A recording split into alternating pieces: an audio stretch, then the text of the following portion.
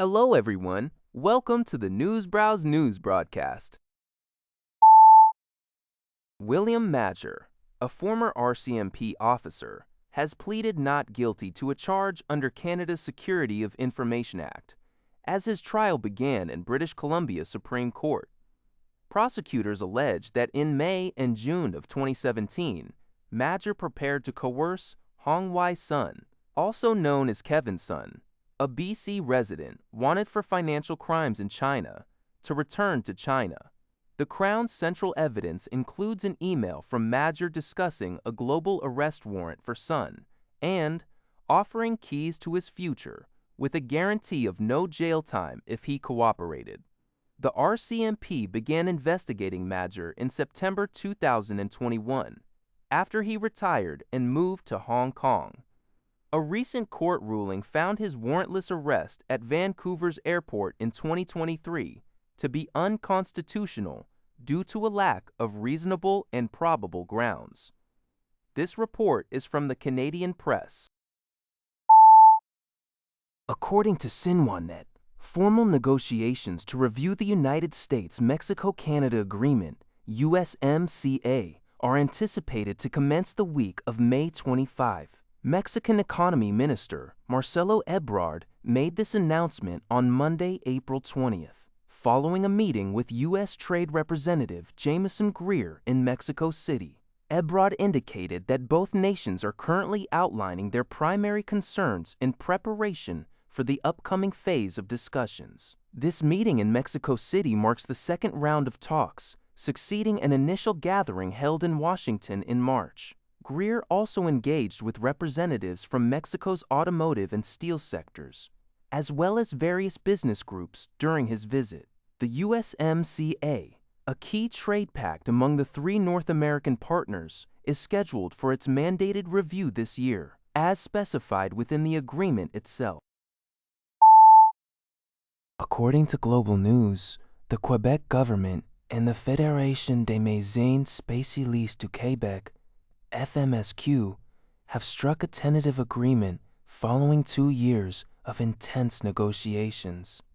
New Premier Christine Fréchette announced the breakthrough on Monday afternoon, highlighting that the deal respects Quebecers' financial capacity and is expected to enhance access to care for the entire population. Fréchette added that the specific details of the agreement would be disclosed only after the FMSQ's governing bodies have reviewed and approved it.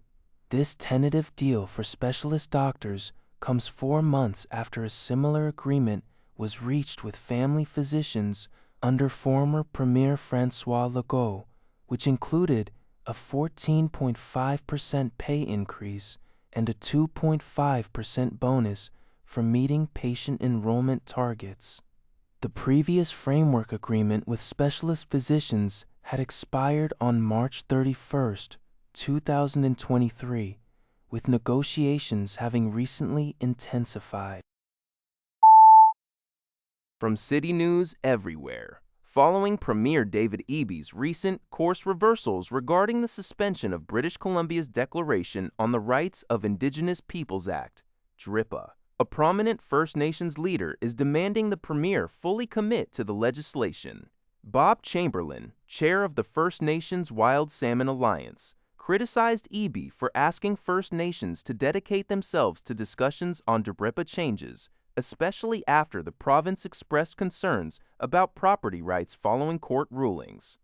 Chamberlain asserted that Indigenous peoples have upheld their responsibilities, while the province has fallen short historically and presently. He underscored that these Indigenous rights are constitutionally protected. While acknowledging DRIPA may require modifications, Chamberlain insists these must be substantial milestones that genuinely foster prosperity for all First Nations, not merely serve specific cherished projects like LNG or mining. He emphasized that DRIPA is vital for establishing political reality in BC, leading to prosperity and certainty for everyone. Chamberlain concluded that Eby faces a challenging journey to restore trust with First Nations leaders. Global News reports that WestJet is reducing its flight capacity due to a significant increase in jet fuel costs, mirroring a similar move by Air Canada. The Calgary-based airline has cut capacity by approximately 1% in April, 3% in May, and nearly 6% in June. This decision stems from the ongoing war in Iran, which has led to a doubling of jet fuel prices compared to pre-war levels. WestJet has consolidated flights on certain routes, shortened seasonal services, and is currently evaluating its summer schedule for potential further cuts. The airline also implemented a temporary 60 fuel surcharge on bookings made with WestJet Rewards companion vouchers and a $50 per person fuel charge for Sunwing Vacations and Vacances WestJet Quebec. Fuel is a major operating expense for airlines, with Air Canada spending over $5.1 billion on it in 2024.